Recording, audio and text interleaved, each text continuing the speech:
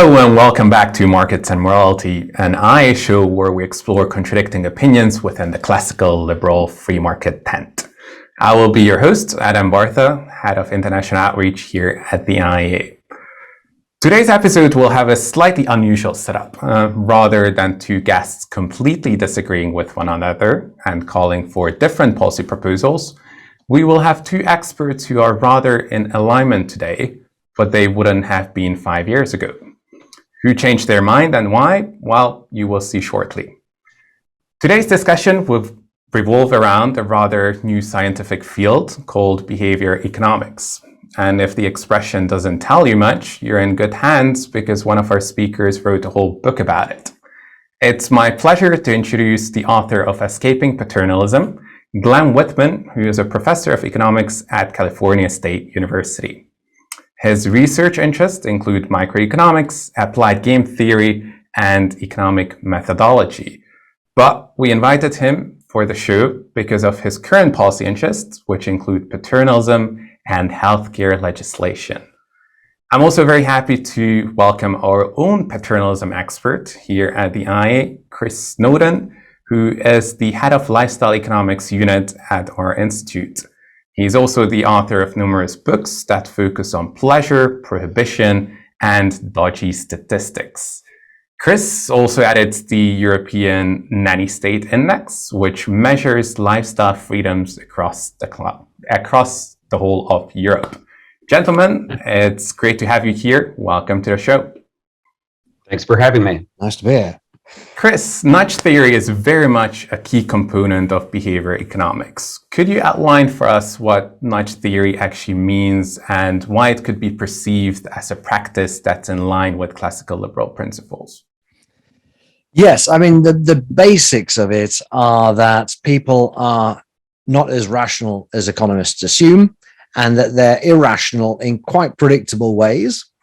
And they have certain biases that are very common, that you can prove that they have these biases and irrational beliefs or thoughts or actions through psychological behavioral experiments, that this irrationality leads to bad decision making, and that even the individual who's making the bad decision would agree that it's bad decision making because they're not pursuing the objectives that they want. And finally, that having learned all this, there are some quite simple and generally liberty-preserving ways of adjusting society in some subtle manner or other, changing the choice architecture around people in order to just gently nudge them in the right direction. That's the idea. And why do you think people on the classical liberal end of things have endorsed it in the past? How is that compatible with a kind of more freedom-minded mentality? It's supposed to be libertarian paternalism. And so a lot of the things that are put forward as nudge-based proposals don't seem particularly illiberal. They range from things like painting a fly on a urinal so that people point in the right direction, to putting the fruit at the start of the canteen rather than the French fries, to having automatic enrollment for pensions, and indeed for organ donation cards. So a lot of this stuff, it's not exactly heavy-handed authoritarianism. And in many cases, you could say, well, we're just changing the default. We're changing the default from not being automatically enrolled into this savings scheme to being automatically enrolled. And there has to be a default. This is what Thaler and Sunstein say in the book. Say, look, that there always is a default. Somebody has to design that default.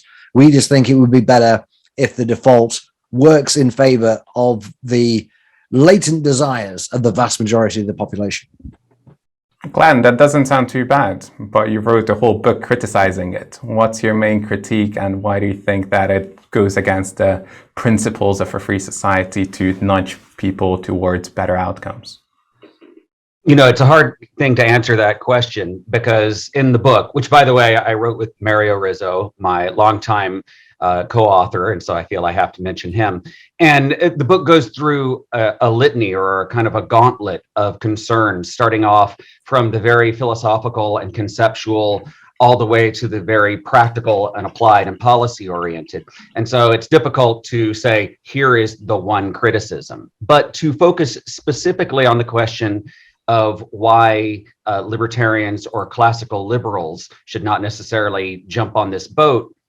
The main thing to realize is that a lot of this literature kind of elides the distinction between public and private and between coercive and non-coercive.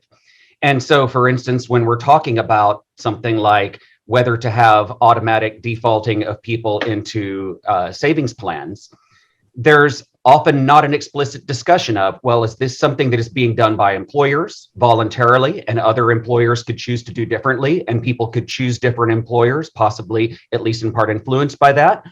Or is it instead required by the government of all employers, which does in fact involve some infringement on people's ability to choose different kinds of arrangements for their lives?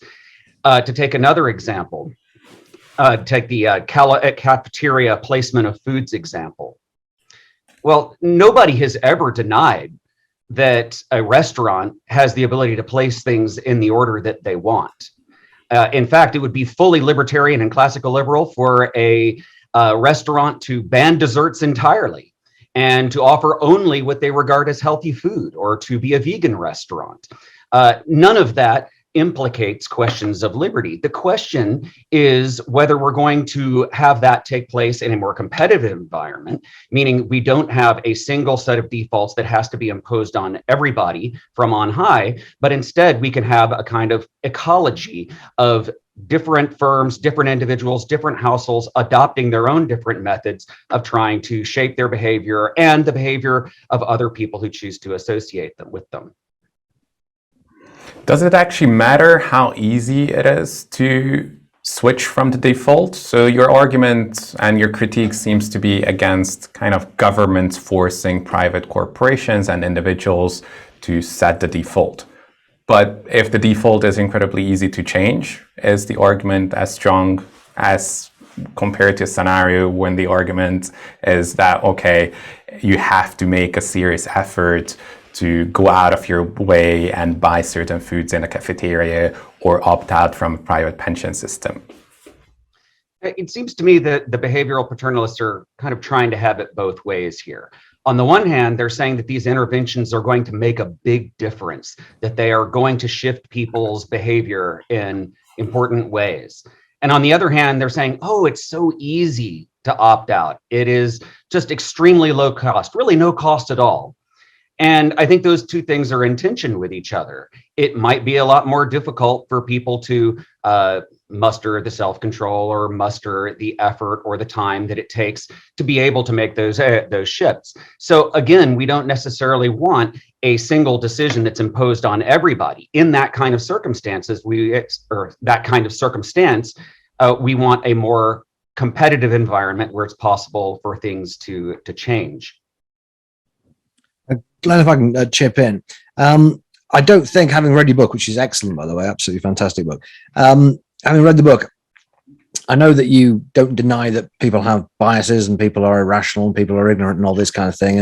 And to give a couple of examples that are in your book, but are also in most of the behavioral economics books, you have the ultimatum games and things like this, where people have a very straightforward kind of exchange to make. They have to negotiate. And sometimes if people feel they're not being offered enough of a split, for example, in $100, then they will turn it down, and neither of them gets any money at all, which is irrational from a standard economics point of view, because you would take any amount of money rather than take nothing. Similarly, it's well known that people join gyms, pay the full year up front. They join in January when they're trying to get healthy, and they never use it anywhere near enough to justify the amount of money they've spent there. I mean, I know you introduced a concept of inclusive rationality, which I'd like to hear more about. But I mean, how would you explain those two examples? So this goes to the question of rationality that is being used by the analyst in question. So there's a definition of rationality that came from neoclassical economics in the early 20th century, and it was driven primarily by the demands of mathematical modeling. Just the desire to be able to make a certain set of axiomatic assumptions about people's preferences and beliefs and so on that would allow them to construct utility functions and other mathematical objects that would allow them to model economic behavior more easily. But then those axioms of rationality, which largely required consistency, the idea of consistency across all of one's choices and preferences, they became kind of reified, and they took on a normative dimension as well. So the idea was not that just this might be a reasonable way of modeling how people do behave, but in fact, it's how they should behave. Now, interestingly enough, the behavioral economists, while challenging the validity for predictive or descriptive purposes of that particular model of rationality, kind of swallowed whole that model of rationality for how people should behave. And so we're dealing with a normative model of behavior that I would argue is not persuasive and not correct. Now, I want to address specifically this question of how people behave in the ultimatum game, because that goes to a different assumption that is often associated with rational choice, but is a distinct thing, which is the assumption of self-interest. The assumption that people's preferences are exclusively oriented towards their own well-being. And now, nothing about even the standard economic definition of rationality requires that. It's just that they happen to be paired together a lot when building economic models. It's a nice, simple assumption to assume that people are only acting in their own best interest and nobody else's. But it turns out that people have preferences about all kinds of things, including the behavior of other people, their feelings about other people, and so on. And they have preferences about fairness. And that's almost certainly what is going on in the case of the ultimatum game. If somebody offers somebody a certain split, so they're given $100 and the first person in the ultimatum game gets to choose a split, and they could do 50-50 or they could do 90-10. And then the second person, as you say, they only have the option of either accepting or rejecting.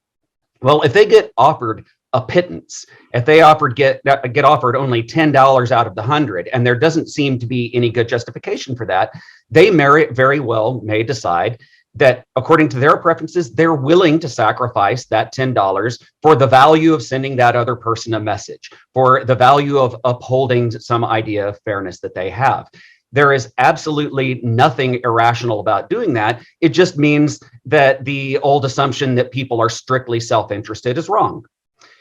There's no reason to believe that that justifies a conclusion that people are making mistakes and that they need to be corrected.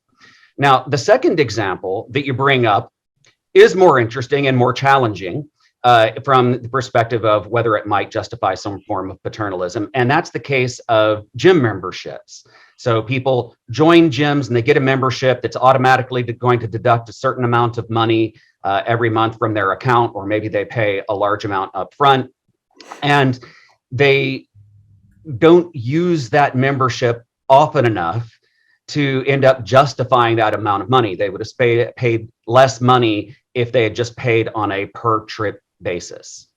And they also take quite a long time, sometimes a month or two after their last visit, to finally cancel the thing. And so this might seem straight up irrational behavior. But again, this is an example of a cramped and narrow definition of rationality that makes it impossible for us to understand normal human behavior. A couple of things could easily be going on there.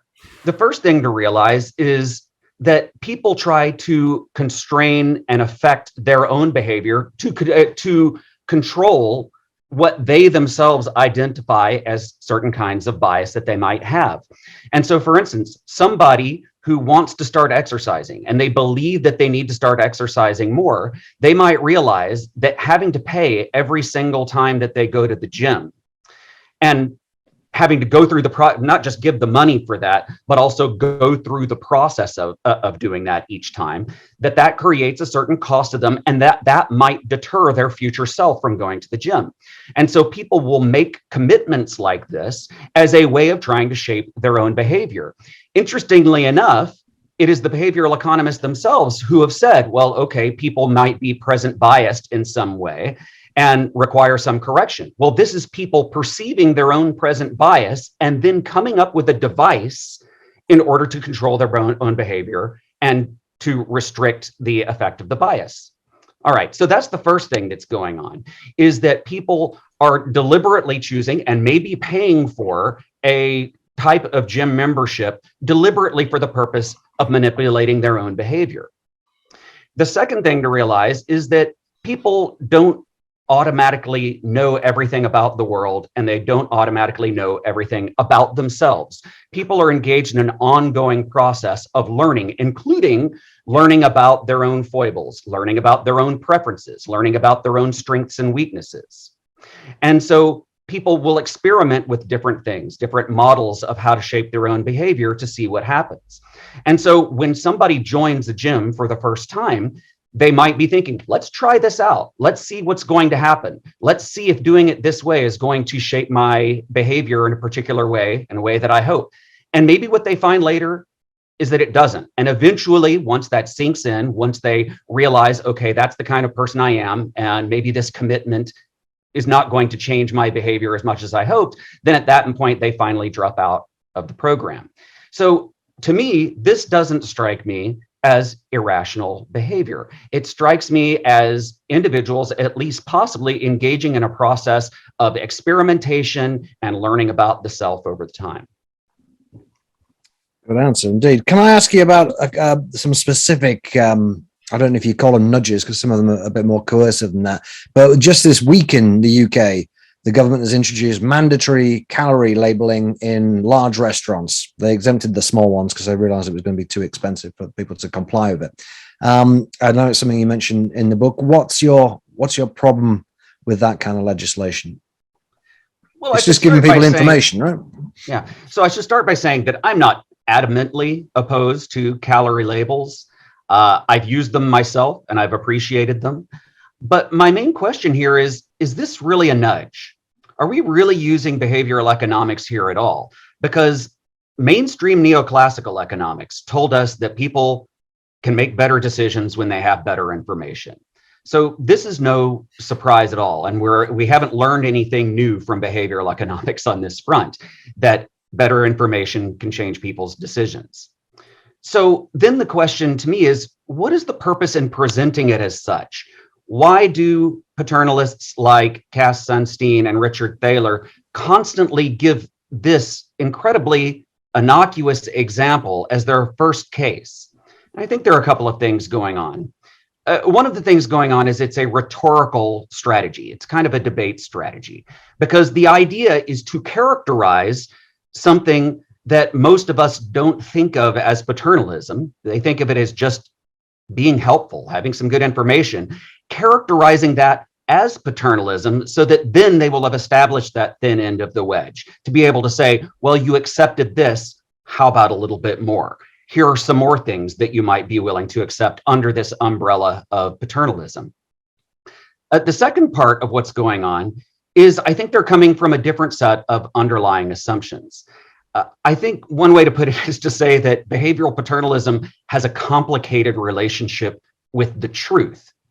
If you were coming at it from purely a perspective of providing people information, then it would just be a matter of giving them the information and that's it. And it wouldn't matter the type of information that they were getting. But if you're coming from a behavioral paternalist perspective, the assumption is that people are not processing the information correctly. And if you're coming from that perspective, then what you want to do is provide information if and only if you believe that it will push people in the right direction, not if that true information will push them in the wrong direction. And so this is where we see a variety of related proposals, some of which you've mentioned earlier, which are cases where you could provide information or you could provide more accurate information, but instead they choose to bypass information. So for instance, automatically defaulting people into a savings program instead of providing them with better financial information and advice. Or for instance, having graphic images, scary images on packs of cigarettes instead of simply providing people with information about the health consequences. A policy like that is justified not by the idea that people don't have the information. By now, people do have a pretty good understanding of the negative consequences of smoking. It's the belief that, well, they're not using that information the way that they should. It's not affecting them enough. So what we're going to do is salient enough. Yeah. So we're going to amplify that information. We're going to try to increase its salience to make sure that they are taking adequate account of the risks, not just knowing the risks, but taking adequate account of the risks. And it also plays out in policies such as not giving people truthful information about the potential benefits of harmful products. For instance, snus makers. Snus is a kind of inhalable tobacco. They are not allowed to give the truthful health information that snus, while potentially damaging, right? It's not great for your health, but it is better for your health than other kinds of tobacco. But they are not allowed to provide that information. Again, they're coming from a perspective of people not being able to process the information correctly, and they're going to try to push them in that way. So these are my main concerns with the calorie counting. But let me go one more step with this, with the calorie posting, that is. Let me go one more step with this. And that's that you have to ask, is this policy actually going to be effective? And it really turns on this question of what you mean by effective. It turns out of something like 16 different studies that have been done on this topic, only 3 of those have actually found that it had a statistically significant effect on how many calories people were consuming. Now, it turns out that some people see the calorie counts and actually end up consuming more. Other people see the calorie counts and consume less. Other people are not affected. The aggregate effect seems to be pretty much nil.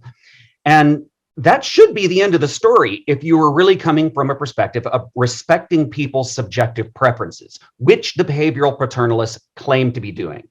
If they just respect people's preferences, then if the result of posting the calories is that some people actually consume more and other people are not affected or consume less, that should be okay. We just leave it there. But odds are they're not going to leave it there because of the fact that they expected this was going to have an impact, that it was actually going to move the needle on what they observed as an external or objective indicator, which is things like obesity rates and consumption of calories. And so this is where you start to see that slippery slope potential. It's not that it comes from the policy itself. What it comes from is the set of arguments and ideas that surround the pushing of that policy in the first place. Yeah, I mean, I drew that conclusion myself at the end of a book I wrote called Killjoys years ago, which is, the nudge people, they're all basically think like an economist type people.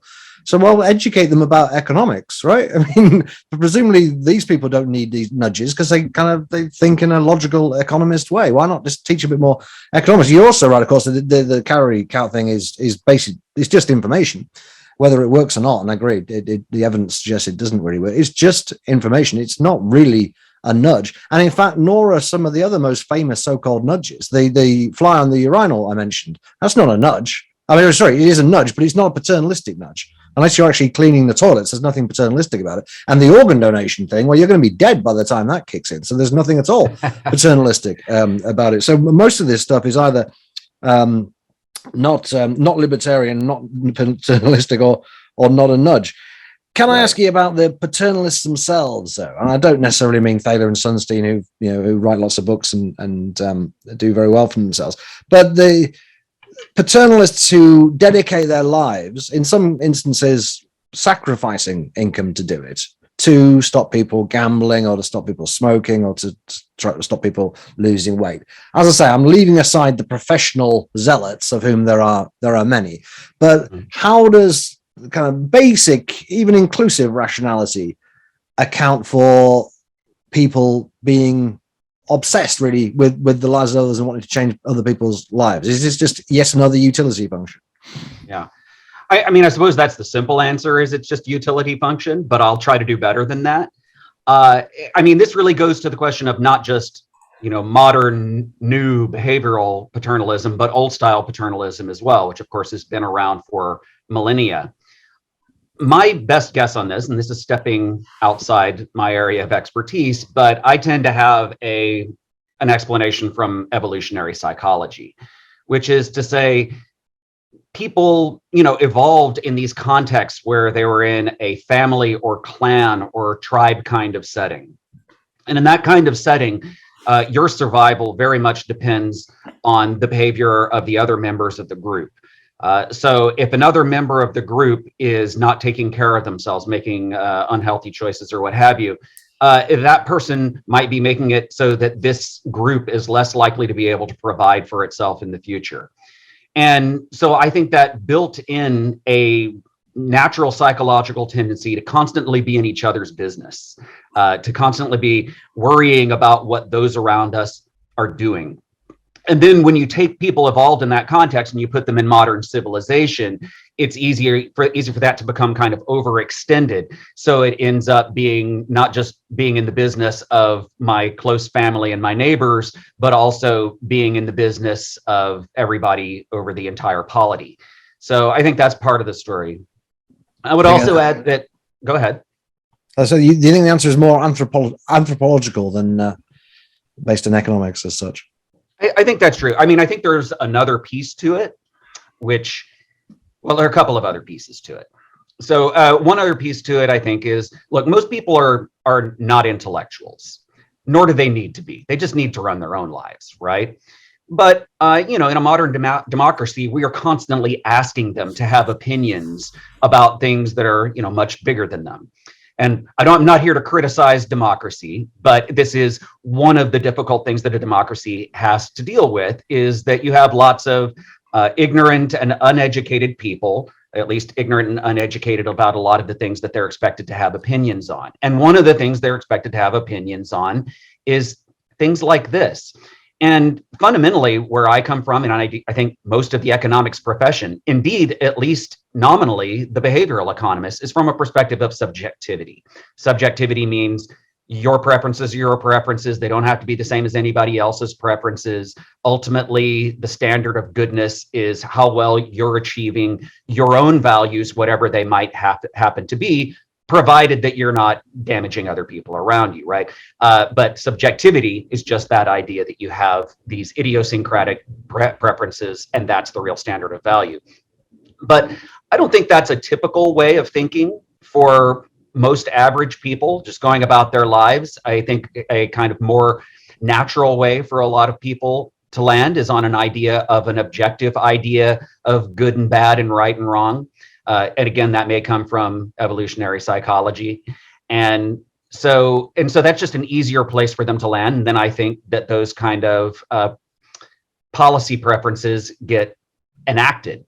There's a really important observation made by economist Brian Kaplan. He calls it rational irrationality, which is the idea that people may have ideas that aren't rational by some standard, not necessarily an inclusive standard, but not rational by some standard, or not well educated or not well thought through.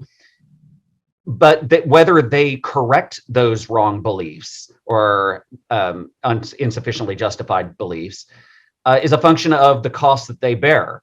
And so if it's about their personal lives, if they have a wrong belief about a family member or their job or what have you, that's going to have consequences for them. They have a strong incentive to fix it. But if they have an unjustified belief about politics, that's something where the marginal impact of their making an effort to get better educated is not going to have any impact anyway. And so for that reason, people can hold wrong or unjustified beliefs for a much longer time. Glenn, so I think that's another part of the story. Yeah, sure. And you have criticized behavior economics and kind of some of the nudging policies because they don't lead to the desired outcomes, at least by those who have designed them. If they would do so, if, for example, menus with calorie counts would actually reduce obesity rates, would the argument change then? And same question to Chris. For some reason, a couple of years ago, you were a lot more encouraging and positive towards nudging. And what changed your mind? Was it just seeing the results that they don't seem to work, or is something else at play?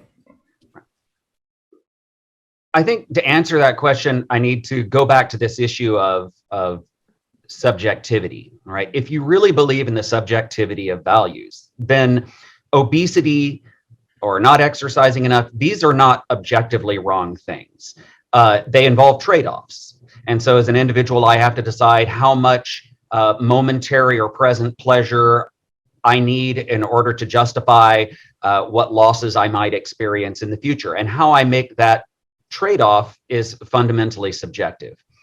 What that means is that in judging the efficacy of one of these policies, to observe that it does or doesn't actually move the needle on how much people eat and how many people are obese is really irrelevant to the original goal, because maybe it moves people, maybe it doesn't, but it might be that if it does move people, it's moving them farther away from their subjective preferences. And so for that reason, for me, it really should not turn on the efficacy. Now, if that changes their argument, right, then I think we've caught them kind of shifting to a new idea, because the whole justification, the whole concept of libertarian paternalism from the beginning was this idea that you would help people advance their own subjective preferences. By their own lights is the phrase that Thaler and Sunstein use quite often. But if you then move away from that and say, well, instead, we're going to be looking at objective measures. We're just going to be saying, look, obesity is bad. And if we move the needle on obesity, then the policy has been effective. Then I think they've lost what's distinctive about their proposal, because now they're no longer talking about new paternalism. That's old paternalism. That's the kind of paternalism that we had centuries ago, where we just judge people based on some external set of values that they might not, some external set of values that they might not share. Chris, do you actually agree? Is there an external set of values that we can judge people's opinions by, or should we be completely subjective and, leave it up to the individuals and not encourage them through kind of some of the nudging policies to change their behavior? If they decide to be obese, they should be obese and let them be. Yeah, well, it's not that they decide to be obese, it's that they decide to do things that have the consequence of making them obese. To answer your first question, I was never that great a fan of the nudge thing at all. My position used to just be that it's not important and we should pretty much ignore it, because there's so few. If you actually stick to the rules in the original book, Nudge, then there are so few actual policies. Even in the book, they only suggest like 3 or 4 policies. And as I say, not all of them are even paternalistic. There's not much. In fact, theoretically, the government should repeal thousands of laws if it went through all the legislation. When does this fit the rules of Nudge? So my argument was always that it was basically benign but quite trivial and not really worth people getting worried about. It was at a time when there was quite a lot of libertarians going, "This is really sinister. It's about manipulating people," and most of them I found had never even read any of these books and hadn't read Nudge. And I was just saying, look, this is not a big deal. Reading this book, in Glen and Mario's book, it's helped me formulate in my mind some of the reservations I already had about it. But it's also made me more suspicious of it, more wary of it. And I always knew that it could easily be a force for bad, because I saw people on the hardcore public health paternalism side starting to talk about nudging quite inappropriately, but they would use the word nudge to talk about things that clearly were just coercive, banning packs of 10 cigarettes or graphic warnings for tobacco, minimum pricing, and so on. So there was always that danger it would be misused. But what Glen and Mario made me realize is that it's bad from day one. And some of the stuff is still quite benign. I don't care that much whether people have auto enrollment and pensions, for example, those kind of defaults. I don't really care if they put the bananas under a light in a restaurant. But a lot of the science behind it has fallen apart anyway, due to the whole crisis in psychology. But yeah, this book has really helped me kind of crystallize some of the issues with it, and also, and we haven't have time to get onto this today, but also made me think much more about the slippery slope, which I've always realized was a thing, and I've seen it happen in the nanny state for the last 20 years. But in this book and some of their other work on the slippery slope, it's given me a much firmer kind of theoretical framework to think about it and to understand why it happens, even though technically it's a fallacy. Well, Glen, I'm glad to hear that you already changed the mind or partially shifted the way how Chris thought about these issues and thinks about these issues. I'm sure that you have done the same with the rest of our audience. So thanks a lot for the great discussion, both to you and Chris. And I'm sure a lot of people in our audience got a lot more interested in the topic. For them, I would really suggest to buy Glen's book, Escaping Paternalism. Or if they are a bit more time constrained, then there's a good journal article by Nick Callan in the Review of Behavioral Economics that outlines the main arguments of the book as well. And we will have both links below the description of the video. But for now, thank you so much for joining us today. We would be very curious to hear your thoughts in the comments below the video or on Twitter at @IALondon. And also special thanks to our donors, without whom our work here at the IA would not be possible. If you wish to become one of them, please do consider subscribing to our IA Patreon account, where you can also receive some exclusive content and have a sneak peek into behind the scenes as well. But for now, thanks a lot for joining, and I hope to see you in 2 weeks' time again.